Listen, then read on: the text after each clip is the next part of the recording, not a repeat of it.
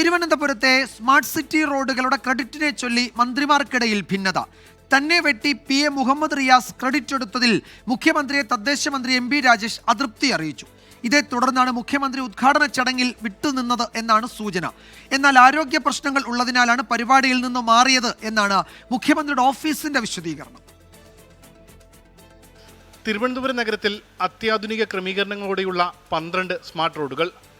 ആകെ നിർമ്മാണ ചെലവ് 200 കോടി രൂപ. കേന്ദ്രവും സംസ്ഥാനവും കൂടി 80 കോടി രൂപ വീതം നൽകി. സംസ്ഥാനത്തിന്റെ 80 കോടി രൂപ നൽകിയത് തദ്ദേശ സ്വയംഭരണ വകുപ്പിന്റെ അക്കൗണ്ടിൽ നിന്ന്. ബാക്കി തിരുവനന്തപുരം കോർപ്പറേഷന് നൽകി.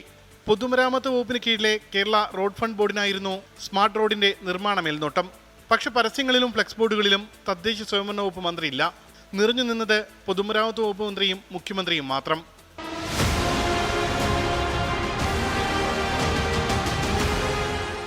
പതിനാറിന് നടന്ന ഉദ്ഘാടന ചടങ്ങിൽ മുഖ്യമന്ത്രി പങ്കെടുത്തില്ല. ആരോഗ്യ പ്രശ്നങ്ങളെന്നായിരുന്നു ഔദ്യോഗികമായി അറിയിച്ചത്. പക്ഷെ പുറത്തുവരുന്ന വിവരങ്ങൾ അങ്ങനെയല്ല.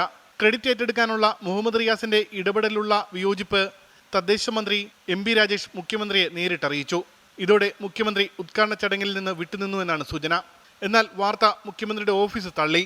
ആരോഗ്യ പ്രശ്നങ്ങളുള്ളതിനാലാണ് പങ്കെടുക്കാത്തതെന്നും സർക്കാരിന്റെ 4ാം വാർഷികത്തിന്റെ ശോഭ കെടുത്താനുള്ള ശ്രമമാണ് വാർത്തകൾക്ക് പിന്നിലെന്നും മുഖ്യമന്ത്രിയുടെ ഓഫീസ് അറിയിച്ചു. 24 തിരുവനന്തപുരം.